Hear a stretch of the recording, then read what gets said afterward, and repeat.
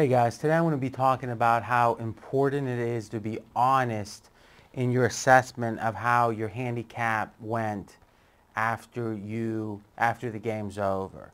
And actually, the reason I'm talking about this now is just about a week ago, I talked very strongly, actually it's been a little bit more than a week, I talked very strongly about how much I felt like that the Knicks were going to be a fade and that the Denver Nuggets were going to be a fade after the big trade. Now the Knicks, though they've won 3 of 5 ATS, I believe they're as much of a fade as ever.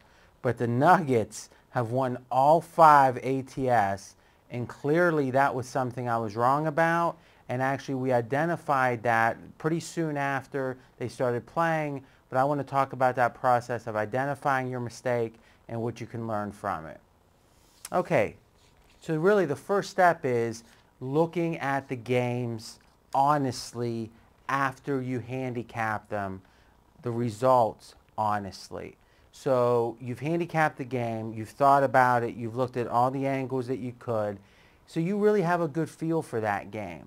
So there's really going to be no other game on that card that you're going to feel, and again, assuming you handicap 3 or 4 games, it'll be those 3 or 4 games that you have the most knowledge of, so thus you can learn the most from when the game is over. If you haven't looked at a game and a team wins by 10, you don't really know what happened. You don't know what happened in the game, or you don't know why maybe that happened, even though you've seen the results.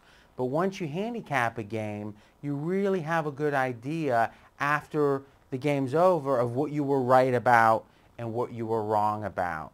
And if you're not honest about that, then you're never going to learn from your mistakes. And I've known guys who are in their 50s and 60s that are betting with just as much stupidity now as they did when they were 20 years old. They've been betting for 30 years, and they haven't learned a thing in 30 years. And how can that happen?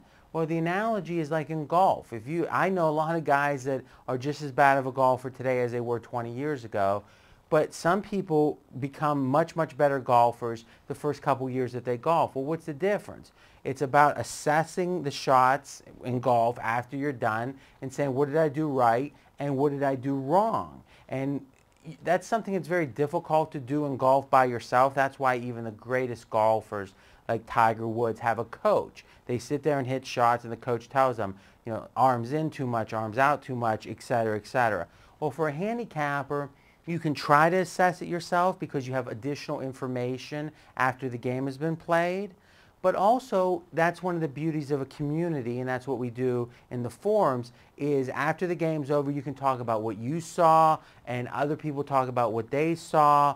And when that's all over, you can say, wow, I was right about this, this, and this, but I was wrong about this and this. And then being wrong, you can actually learn 2 things.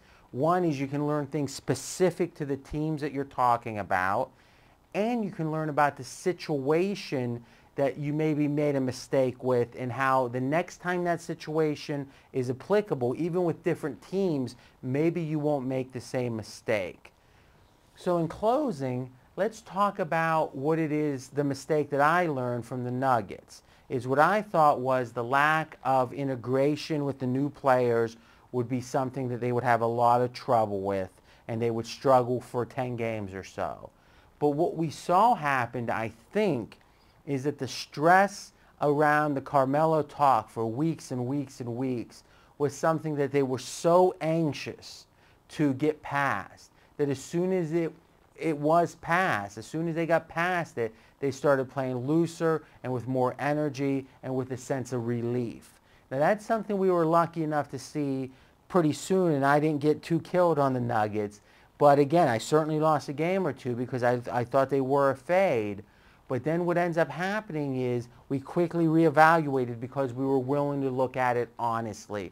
And if we would have said, no, I'm stubborn, I'm going to think that my assessment was right, we could have lost all 5 of these games.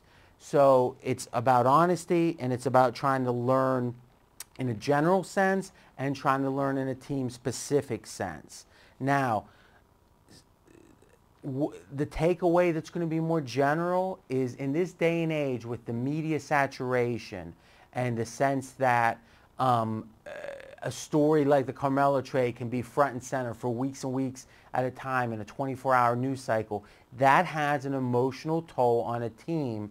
And perhaps when that is over, either because the guy's not going to be traded, it's past the deadline, or he actually is traded, it seems like that's an advantage for the team that was going through the emotional turmoil, and that has to be considered in the handicapping. That's my takeaway, and why don't you tell us about your takeaway in the comment section of this video. See you next time.